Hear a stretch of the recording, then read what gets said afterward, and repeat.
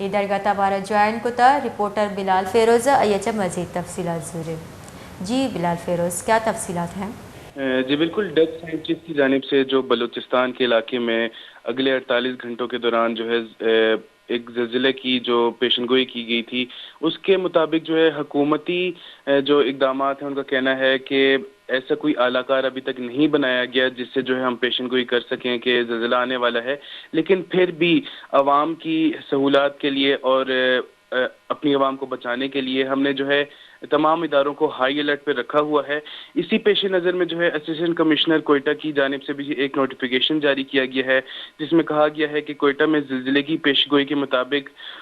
2 روز کے دوران جو ہے زلزلے کے خدشے پر کان کنی پر پابندی لگائی گئی ہے. اور نوٹیفیکیشن میں مزید کہا گیا ہے کہ 2 روز تک کان کنوں کو کانوں میں جانے کی اجازت نہیں ہوگی اور 2 روز کے دوران کسی بھی نقصان کی ذمہ دار جو ہے وہ کان مالک یا ٹھیکیدار ہوں گے. لہٰذا انہوں نے جو یہ سیفٹی میجرز لیتے ہوئے یہ اقدام اٹھایا ہے. اس کے ساتھ ساتھ جو یہاں پر کوئٹہ سٹی میں یا تمام جو ملکہ علاقے ہیں ان میں جو بوسیدہ عمارتیں ہیں ان کے خلاف بھی ایکشن کیا جا رہا ہے اور ساتھ ہی ساتھ جو نقشے کے پرمٹ کے بغیر جو بلڈنگز قائم ہیں ان کے خلاف بھی کارروائیاں کی جا رہی ہیں. جی بہت بہت شکریہ بلال فیروز ہمیں تفصیلات سے آگاہ کرنے کے لیے. ضلع انتظامیہ کوئٹہ 2 روچے واسطہ کان کنی سرا بندش چتک نوٹیفیکیشن ہم شنکو تک نوٹیفیکیشن ردا